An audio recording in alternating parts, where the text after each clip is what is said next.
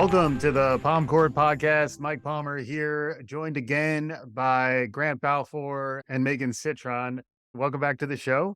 Hi, thanks for having us back. It's great to have folks back. We've had a number of shows now. I think this might be our sixth or seventh show, which is great. We've talked to folks across a wide range of experiences. And today I'm really pleased to have Steve Jacobson here with us. Steve, welcome to the Palm Court Podcast. Thank you. I know you've heard a few episodes already, so there is a bit of mulch from which this episode can blossom. To start, can you introduce yourself to our listeners and let folks know how you connect to New College? I'm Steve Jacobson. I live in Evanston, Illinois. I went to New College sight unseen in September or late August, I don't remember, of 1971. I sat on an airplane with 11 other New College people coming in out of Chicago, which gives you an idea of how the population of New College has changed. In my row on the airplane, I think I was at the window. Rick Doblin was on the aisle, and Don Goldberg was in between us. Wow. Okay. So Don Goldberg was the outgoing, it was called the SEC then, Student Executive Committee. Now it's NCSA. And he was the outgoing president. So Rick and I were badgering him with questions like, what's it like? And he said, how the hell should I know? I haven't been there in 3 months. So we started to get an idea of what New College would be like. Yeah. So got off the plane, got to Hamilton Center, got an envelope, walked into room 203 in Pay. And there was a guy, turned out to be David Goldman, sitting on one bed. So I took the other bed. And David and I have been very close friends ever since. So that's 52 years ago, earlier this month. And I started out fully intending to teach high school biology after graduation until middle of my second term. Sue Bong was getting ready to pass out the midterm exams. And I was looking out the window of H3 at the airplane's landing and thinking that I didn't want to teach high school biology, and therefore I didn't need calculus. I was going to figure out how to make a living making things. For a second, I thought you were going to become a jet pilot. Nope. I do not want to be a pilot. They are exposed to turbulence all the time and intentionally, and that just seems mad to me. I won't even fly anymore. I drive down to Sarasota if I'm going there now. Interesting. I think they have to learn calculus too.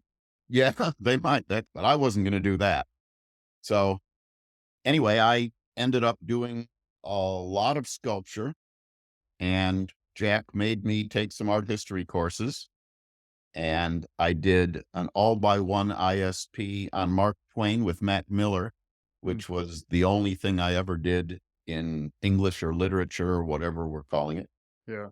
And I started working on my senior project, my third year, development of a low-cost flat plate solar collector for heating water. And I built structures out by the art barracks and made solar collectors that I could test. And after trying the first 8 of them, I realized the whole approach was wrong and went back to the beginning and said, why do I have to have these 2 pieces of sheet metal spaced apart from each other? So I put them right up together. When the water went through, it created a lot of turbulence, and it was really very efficient. It was more efficient than most of what was available. Tried to make a business out of that. Yeah. And failed miserably. But this was, to your credit, you're talking about, this is in the mid 70s, I guess you were. Yeah, 1973, 74, graduated in 75. Yeah. And then sometime, I have to assume it was early 75, when the transition committee for the merger was created. I was one of the 2 student reps, and Matt Miller was one of the faculty reps. I don't remember who the other student was. The name Tom Sash comes to mind, but I don't know if that's a real person or not. I can't remember.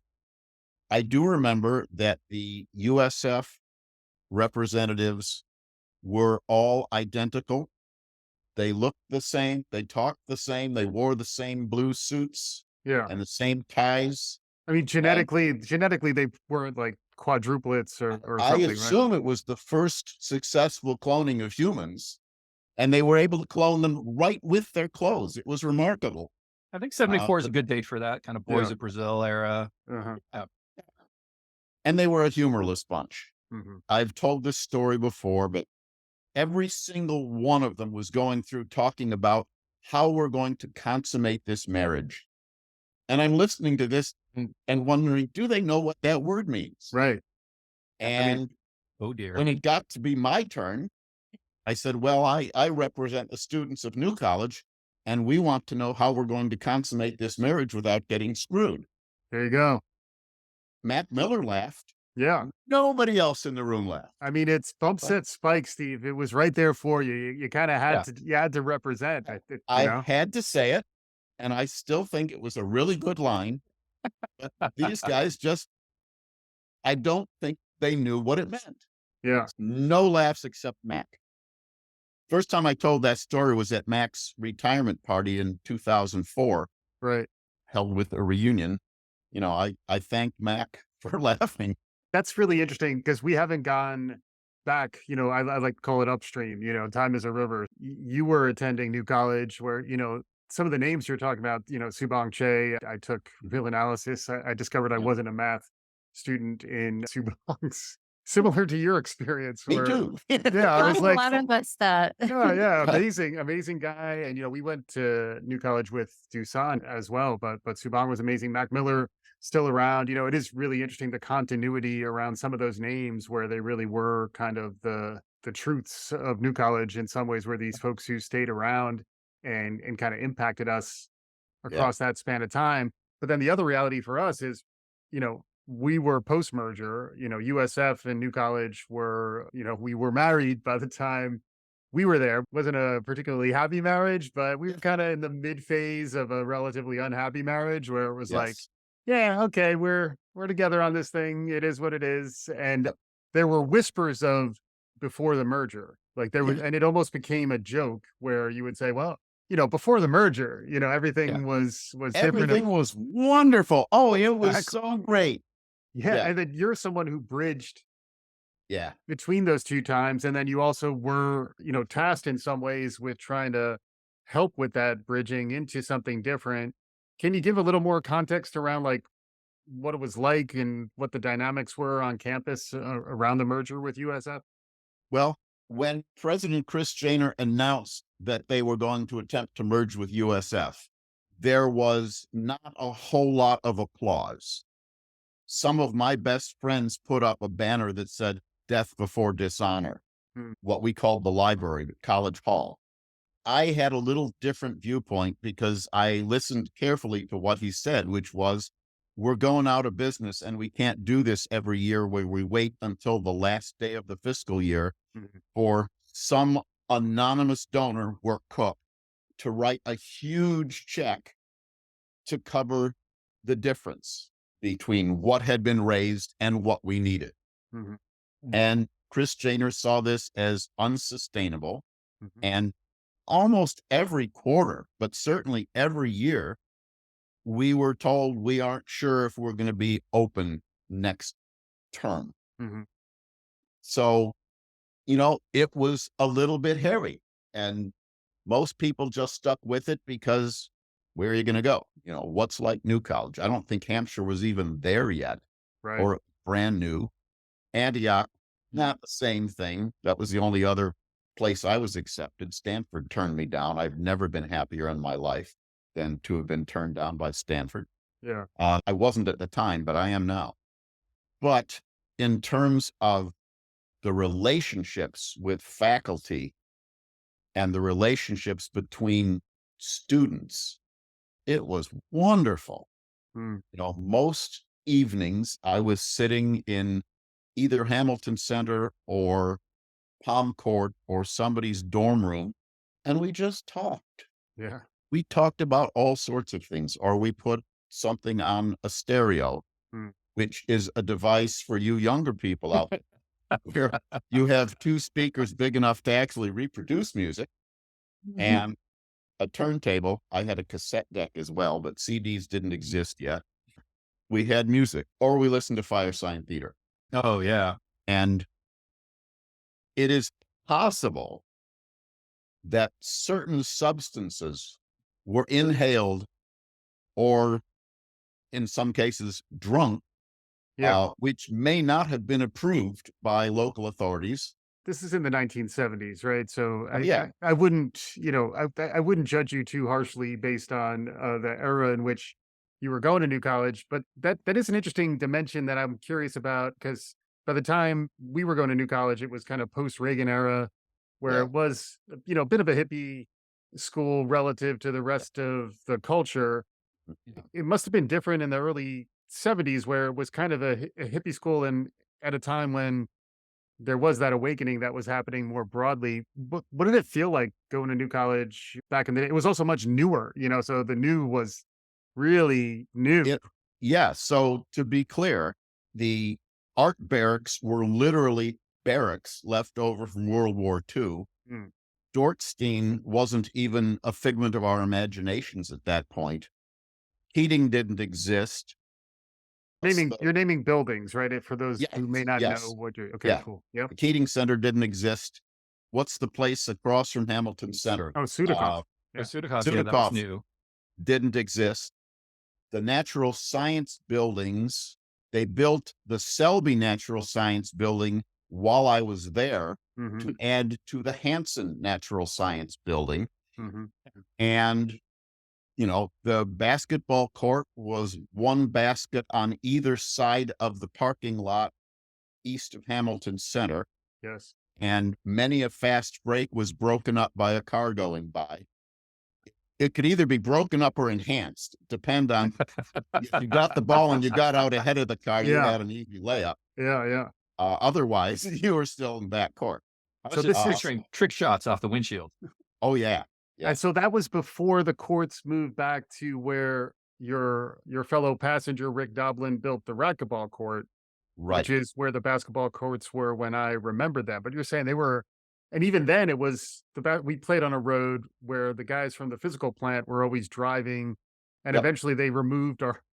Eventually, I guess we decided to build basketball courts where there weren't roads, but there is apparently a long history of doing that as well. I'm not sure that's a viable concept, but if they can make it work for a little while, I suppose it's possible. Yeah, yeah, But I'm not sure how you play without cars on the court, at least at some part of the game. So yeah, and the swimming pool, 2 tennis courts. yeah. There was a volleyball net. There wasn't a volleyball court. There was just sandy sod artificial turf, Okay. which is a registered trademark that I invented. I wrote for the New College organ, and our editor, David Middleman, had gone back to Oklahoma for a week for something, and we ran roughshod over his beloved newspaper. Oh. Doug Murphy became the editor. We had a front page, full page color photo on a New College newspaper, which pretty much blew the budget for the year, I think. And it was called the homecoming issue. I did an interview with the coach, the head football coach. We conducted it in his office in the stadium. This is satiric, right? I'm catching Oh, up. yes. Okay. This is apparently completely fictional. Okay. It is quite possible that Coach Buck Walters has never existed, and he never said they put their pants on the same way we do, one sleeve at a time. Yeah. And Doug Murphy wrote a letter which has become famous among New College people, the Operation Wet Rubber Nipple letter. I've heard references to this on Damon. Okay, I did Yes. not know where it came from. Yes, Okay. Doug Murphy wrote this thing. I think it was in the homecoming issue. I know Doug wrote it. And it has come down through the ages as, somebody said that the CIA created New College to get rid of all the smart hippie kids who might become troublemakers. Hmm. And I just try to remind them that no, the CIA was never involved. And the director of the CIA, Richard Helms, never signed a letter, Dickie. And the whole thing was a figment of Doug Murphy's imagination. So we had a lot of fun. And then David came back the next week and we had to go back to work. But what are you going to do? Yeah. But it sounds like there are elements there that are pretty similar to stories that we've heard really throughout the years, that there's a Yes. lot of independence and autonomy. And, if you want to do something, you can do it, Yes. including apparently taking over the newspaper for an edition or playing basketball in a parking lot. There was a lot of open Yes. endedness to the experience. But how far in, because by the time you were there were probably lots of, just the way we talked about before the merger, there was probably talk of the charter class and like what were kind of like the elements of lore that were on campus, when you Mm. The, came the, in the early 70s? the, the first one is that David Peeney was always there, and he showed movies on Sunday night, and it was the best movie watching and learning experience ever.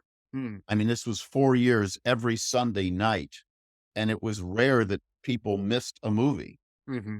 I didn't miss very many of them, and they covered the gamut from,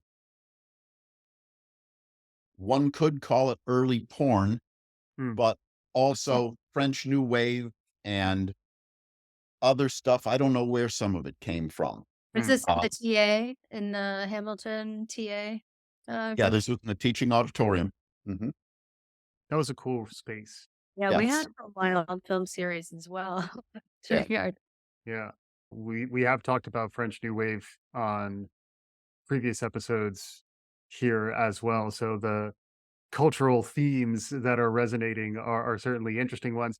You mentioned also a little bit about sports, and we've been gravitating towards sports whether we like it or not, because a lot of the current situation at New College, where there's plenty of Yeah. new sports rising up. In the mid 80s, early 90s, I played a lot of sports, and that's one of the things I actually loved about New College, although it was all kind of pickup and Yeah. informal, Yeah. aside from playing with the bones and semi-structured stuff. But what was it like in your day and age, Steve?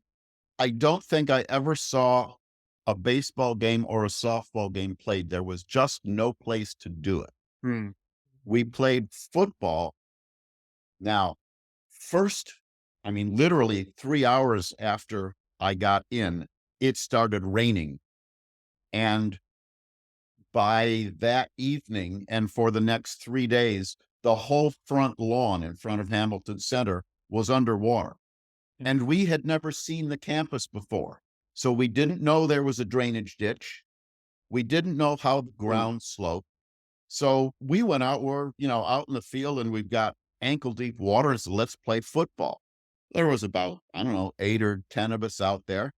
And you start going out for a pass, and all of a sudden it's knee deep, it's waist deep, and it's like, whoa, you can't go out for a long pass because it's becoming water polo. Right. So, Yeah.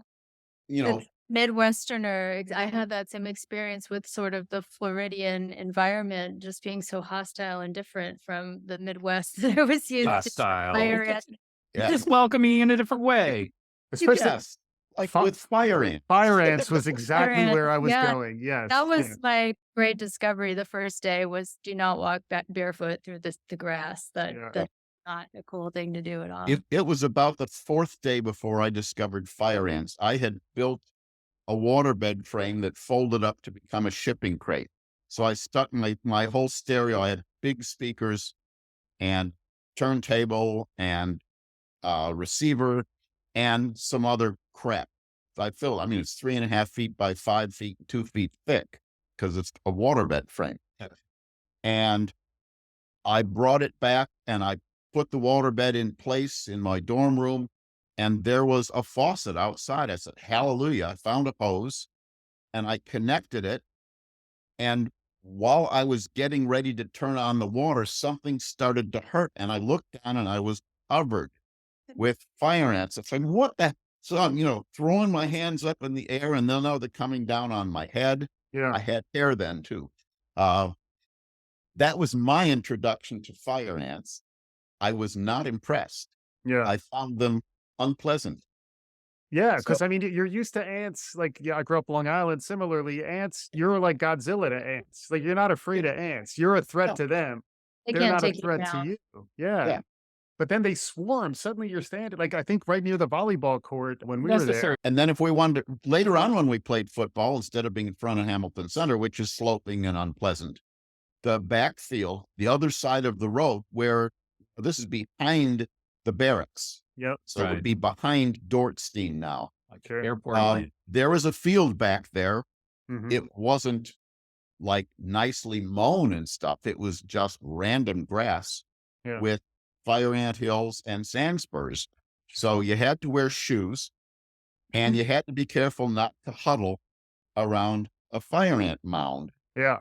And other than that, we played football. That was fun. Yeah. Brings the meaning to the hurry up offense. I'm just hearing that it's improving you. You're becoming more perceptive Mhm. and more resistant to damage. Yes, I learned a lot in those first few days.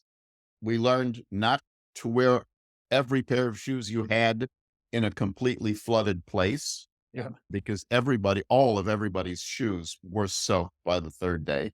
Yeah. So we just started walking bare feet, and then who knew tadpoles were coming out, but they were. Yeah. So tadpoles are squishing between our toes as we walk. And there was no bridge across the trail, of course. at Right. that- Oh, so, yeah. and there was also no Interstate 75 this far south. So all of the traffic to Miami Wow. was going on US 41. Mhm. Tamiami Trail. So there was a game called Trail Chicken, which was where you tried to cross the trail to get to your classes. Kind of like human Frogger for an 80s kid. Yeah. Yes. Yes. Yeah. But again, we were pre-Frogger or any other electronic game. And Dorothy Heil had a dog named Jim Beam. And he used to wait for a student to cross and he'd go with the student. Didn't care who the student was. Almost everybody knew him Dog. eventually because he had accompanied every student across the street, but he was just going looking for females. Yeah. And he would, I think Dorothy would get calls from 4 miles away. Is this your dog? So Yeah. I guess you name your dog Jim Beam, you're kind of asking for trouble. Yeah. He's probably gonna mix it up somehow. But then he didn't have the trouble. It was the females that had the trouble.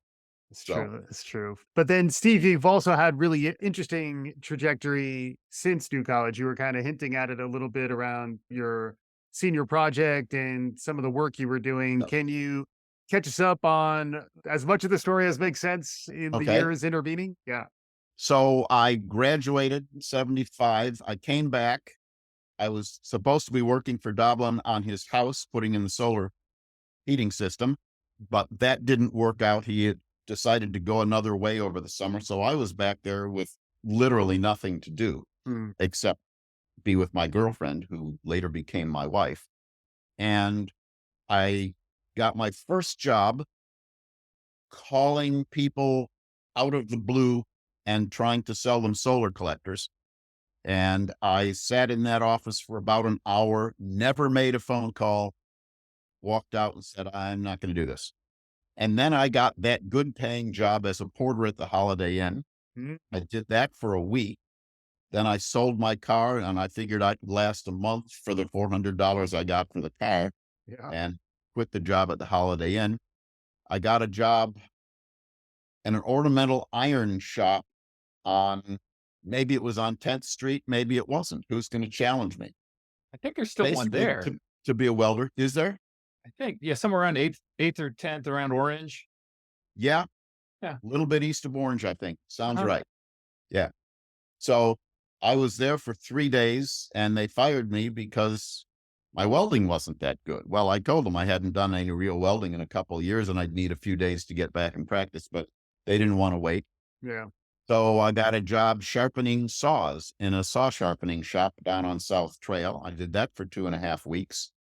And then I got that good paying job filling soda machines.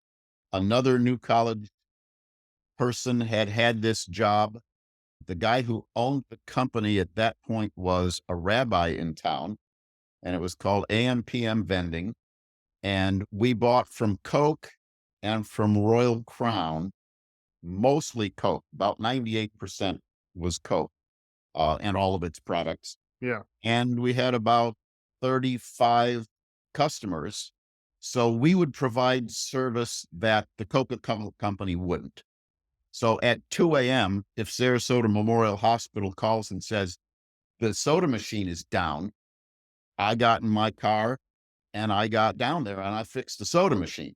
Yeah. Sheridan Sandcastle, the same way. I'd go out there almost every afternoon over the summer Hmm. and pull tabs out of the coin changer because they didn't work, as it Right. turns. And Nor this did was slugs. and this was before they started putting warning signs about those things falling over, right? So this was probably in the most dangerous period of Yes. soda machine management. Yes. Yeah. This was before we realized that soda machines kill far more people than grizzly bears or sharks or any of those things. Yeah.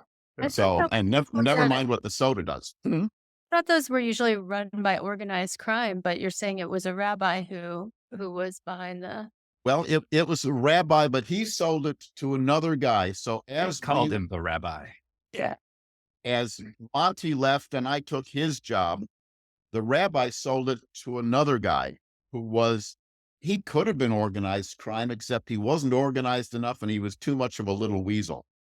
But I worked there for about 8 months and I filled a lot of soda machines. Yeah. And then I got a call from a guy another new college person who had inherited a bunch of money because his parents were killed in a plane crash outside DC that was clearly pilot error. The alarm, goes off and it says terrain, pull up. And they said, no, we're not that low, and turned off the alarm and crashed right into the top of this mountain, which, as it turns out, had a CIA installation about 100 yards away that nobody knew was there. So anyway, Operation What Rubber year Nipple all was- the way down. There's a I lot need to more to look that into- story. That I'm sounds like not its own sure- podcast, Steve. I'm need not to sure when the look into plane that. crash was, but this would have been in 77, Mm. 76. Mhm. Yeah, this would have been about September 76 is when I went out there. Yeah. So 400 acres of Oregon mountainside property went from 3,200 feet to 5,200 feet, and the headwaters of the valley formed on the property. Hmm. It was spectacular.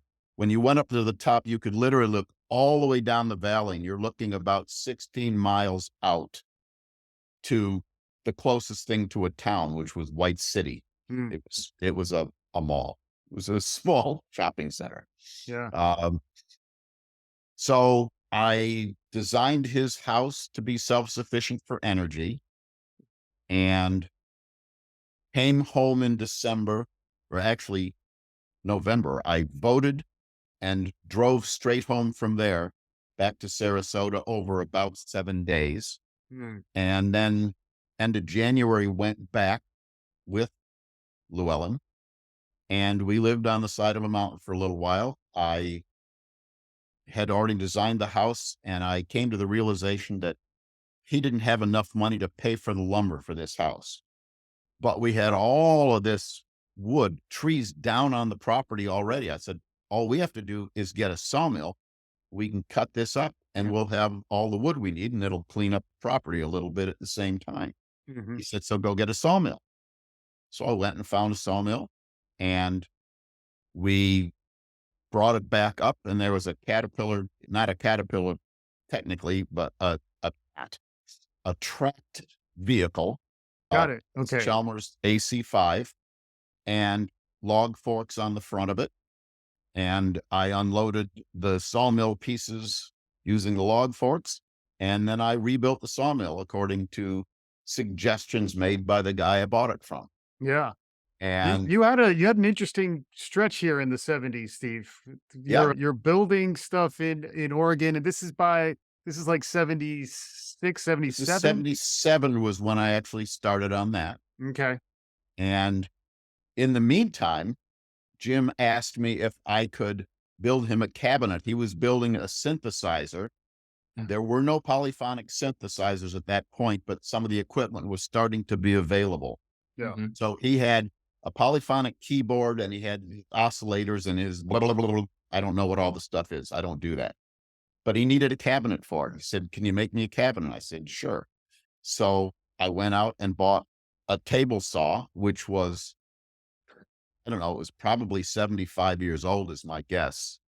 And it was immense and it was powerful. It was a 15-inch saw. Most table saws that you can get commercially now are 12-inch. So this blade is an extra inch and a half of cutting height. I could cut through a 4x4 with that thing. It was awesome. It was great. So I built him this cabinet and I had to get some wood. So I found somebody in town who had a bunch of walnut and I bought it. So the two sides of my desk right now were in that batch. You have a history of being a maker and helping your Yep. friends. You're out in Oregon Yep. in the 70s. There's more to this story, I hear. There is more. So I finished the sawmill. I took 2 slices off a log and I went down into town. Jim lived in Ashland at that point in a house. And I took a slice of wood from the first log and I just showed it to him and he took off his headphones and said, cool. And put his headphones right back on. It's like, I'm not going to get paid until I have this thing working. And now I have it working. And his attitude was, cool. So that's when I left a week later and came back to Chicago. And I said, okay, I need a job. I could put on a coat and tie and do something and be miserable for the rest of my life. Mhm. Or I just built a sawmill. And if I'd had a machine shop at my disposal, I probably could have done some things better, but I didn't know anything about machining. So I looked in the local paper and it said, machine shop, no experience necessary. We will train the right person. I thought, I have no experience. So I went in. I said, well, what do you do? What have you been doing? Do you do work? Do you work on your own car? I said, yeah, I do car work now. He says, what have you been doing for the last few months? I said, well, I built a sawmill. He said, well, who did your machining? And I said, well, I had a chainsaw, a cutting torch, and a hand drill. And he said, yeah, but you must have, had somebody do some machining for you. And I said, I had a chainsaw, cutting torch, and a hand drill. He said, you built a sawmill? I said, yeah. And I showed him the pictures. And I got hired. Nice. So I worked there learning to be a machinist for about 15 months. I mean, just to jump in, Steve, you did have experience with soda machines. Yes. But they don't actually make anything. Yeah. They just deliver it. Okay. So I started to learn about lathes and milling machines and surface grinders and things like that. And ran into, now here's another new college coincidence story. My girlfriend at the time, Llewellyn, who became my wife, was working in a fabric store while I was working in the machine shop. And she was, behind the counter one day and this woman comes in and they kind of look at each other and it's like, where we know each other from, and they figured out New College. Mm-hmm. So her name was Lynn Kroll and she was Lynn Allen by this time because she married Craig Allen. And it turns out they were living a block from us. So they invited us over that evening. This was November of 78. And, here's a bunch of graduate students in Northwestern, chemistry grad students. And I said, gee, there must be a machine shop where they make stuff for you guys. I said, yeah, we're there all the time. Mhm. Do you suppose I could come and look? I said, sure. So I went in the next morning because I was working an 11 to 8 shift. And Craig introduced me to Joe, who was the boss. And Joe started to tell me what kind of guy they're looking for. I said, well, I'm not really looking for a job. I was just curious about what you had here. He says, oh, okay, well, if you change your mind, So I drove to work that day thinking, geez, I'd rather do that than what I'm doing. And the next morning I went in with some parts that I had made in the shop and said, okay, today I'm looking for a job. And I was not qualified, but he basically saw the light in my eyes and hired me. That's the only way I can put it. Mm-hmm. He asked, how much would you want to be paid? I said, well, I'm making, $6 an hour now. I wouldn't want to go much below that. He said, well, I don't normally hire guys at $6 an hour. We need better guys. I said, well, I'd be happy to work for 8. So hired me at $6.50. I had started, a year and a half earlier at $4.50. Yeah. So $6.50 sounded good. And I learned fast and I got raises and it was really good. Yeah, we'll get our crack research team on what that would translate into in 2023 wage. Yeah. And how Uh, long did you work there, Steve? Because am I remembering right that you posted this job on the Damon when you left? Is that right? that was the more recent job. That's my cryogenics job. So I worked in the shop for 14 years and 10 months. And then I got a call from a guy I knew from Northwestern who was now at Hong Kong University of Science and Technology. And he said, "What would you think about living in Hong Kong?" And I said, "I've never given it any thought. What are you driving at?" Well, they needed somebody to run their shop there. They had a guy, but he was leaving. And 4 months later, I got off a plane in Hong Kong and I was there for 3 years Hmm. trying to develop their shop. They wanted a shop that was the equal of any shop on the Pacific Rim. But we didn't get there, but we made it a lot better than it had been when I arrived. Mhm. So did that for 3 years. Then I didn't want to renew my contract because the British were about to leave and the Chinese were about to come in. And I really didn't want any part of that. I was also kind of sick of certain things about Hong Kong. There's a lot that I really like about Hong Kong. The way the universities are run is not among those things. Hmm. Yeah. At Northwestern, we had a very simple capital equipment program. If I needed a machine for the shop, I went to my boss and I say, "We need a new milling machine." And he said, "No." "We need a new lathe." "No." So it was very simple, direct, no, period. You weren't getting any new machines. In Hong Kong, it was just the opposite. They had like 12 million Hong Kong dollars, which is about $1.5 million US dollars set aside just for capital equipment for the shop. Mhm. And when I arrived, I had to sign to actually make the purchases on 5 major machines that were probably 350 to 500,000 US dollars equivalent. Wow. It was several million Hong Kong dollars. And this is like the late 70s, early 80s, that much money? 'Cause Well, by now we're at 1993, oh, 19. got it. Yeah, Okay. this is late 93 at that point. Got it. 'Cause I was at Northwestern for 15 years. Got it. So the university in Hong Kong, it was just the opposite. Yeah. "We need money for these machines." "Well, we have plenty of money, but we haven't talked about, how to disperse it yet." I said, "Well, when are we going to do that?" "Well, that's going to be sometime in the spring." Yeah. So finished up in Hong Kong. We got it all done, came back, taught engineering students how to design and build prototypes for another 15 years.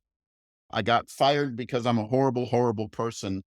And I sometimes yelled in the shop. Usually what I was yelling was, "You on the bandsaw, stop." And then I would walk over and explain how they were going Yeah. to cut off their arm if they kept I mean, going. in your defense, there are saws and they're loud, but yes. Yes. Yes. And I was, 50 yards away. This was a big shop with 75 students at a time. And much of that time I was the only adult in the room. Mm. So I had a lot of freshmen engineering students' lives in my hands. Yeah. And yes, I would sometimes raise my voice enough to be heard across a Yeah. noisy shop. And we've kind of Like, come full circle now too, because learning trades, being a machinist is much more relevant Oh, nowadays when yeah. folks are Mhm. talking about the future of work and, yeah. skills. So you have an interesting trajectory, but you've been teasing us a little bit behind the scenes, Steve. We do want to talk about cryogenics. Okay. So when I got fired, I was unemployed for about a year and a half. I did some odd jobs for people. I designed and built some things. And then the guy who had been the chairman of the physics department called and said, "We're having some trouble with the helium liquefier. Can you give Young Ja a hand?" So I said, "Sure. Is this a paying job?" He said, "Yeah." I said, "Okay." So I started working the cryogenics facility. I had actually helped install the helium liquefier in 1984, and I had figured out to run it over a period of 9 years because our training was terrible. So I came back to it 20 years later, and I still remembered some of it, and I had written up how to use this machine pamphlet, which was much better than the manuals that had been given us by Koch process systems. So I started working on the machine, started fixing it. It was broken. It was a mess. And some things had been changed. It had been moved since I'd been there. And we now had a screw compressor instead of piston compressors. And there wasn't enough water supply for that. So I fixed that. And I spent a year and a half busting my ass fixing things and got it to the point where it was making 32 liters per hour, which was all it was ever expected to make. But it had been making about 8 to 10 liters an hour when I started in June of 2013. So I felt good about that. And then Youngjaw retired and we bought a new liquefier, which is the same as the old one, except a lot more electronics. Yeah. And that's what I did until January 6th of this year, when a lot of things happened. I retired, or was appointed to the board. Bill Tiffany died. Mm. January wasn't a good time for me. Yeah. No. And just to clarify too, this liquid helium, how cold are we talking about? 4.2 Kelvin. So That's absolutely cold. yes, it is very close to as absolute as you get. Yeah. It is approximately, I believe it's 459 below zero Fahrenheit, Yeah. and it's minus 269 C. Nice. What's the So, craziest thing you've ever seen frozen? well, tomatoes are fun and balloons are fun, but Yeah. you can't do it in helium. It'll just boil away. It's got no heat capacity. So for Yeah. those demonstrations, we use liquid nitrogen. Got it. You can also pour it out on the floor and it'll clean the floor, because as it boils, it churns up the dust and you end up with this line of dirt on the floor where the last of the boiling went. And is Team Helium, is there a lot of like beef with Team Nitrogen among like the liquid gas? No, It's like because one love, like no problem. it is not only it is one love, but helium people cannot get by without the nitrogen, because you've got to get things pretty cold to start with. Ah, If you just start cooling a system with liquid helium, it's got so little heat capacity that it will take you approximately forever. got it. It's not quite forever, asymptotically approaching it. But helium's got some noble properties though, right? Oh, Steve, it's right? very noble. Yeah. Yes. So what's special about helium? Helium has the lowest boiling point of any known substance. It has the lowest heat capacity of any known substance, the highest heat conductivity of any known substance, and it never freezes. You can make solid helium, but you have to go to pretty high pressures, and it's not really a solid. I'm told it's kind of a slushy mix. Hmm. But at that temperature, hydrogen is ice, nitrogen is ice, oxygen is ice, neon, krypton, everything else in the universe is ice. Yeah. And where this gets to be important is when you want to do things that need to be cooled to those temperatures, which is to say anything that needs superconducting magnets. Conductors. MRIs are the big one. Hmm. You have to bathe those magnets in liquid helium. Anything else is a solid, and gaseous helium you could have at that temperature, but there's not enough heat capacity in the gas to cool the magnets. Yeah. And everybody's So- voices go really high and you can't take them seriously. Megan had a real question. Nonsense. That doesn't really happen at all. I That's a was joke. going to ask Steve, am I correct that you're doing all this with an art degree from New College? Is that General studies. general studies? Okay, studies. no engineering, no. Never Is had an it- engineering. I taught engineering classes, but I've never taken one. Yeah. That sounds about right.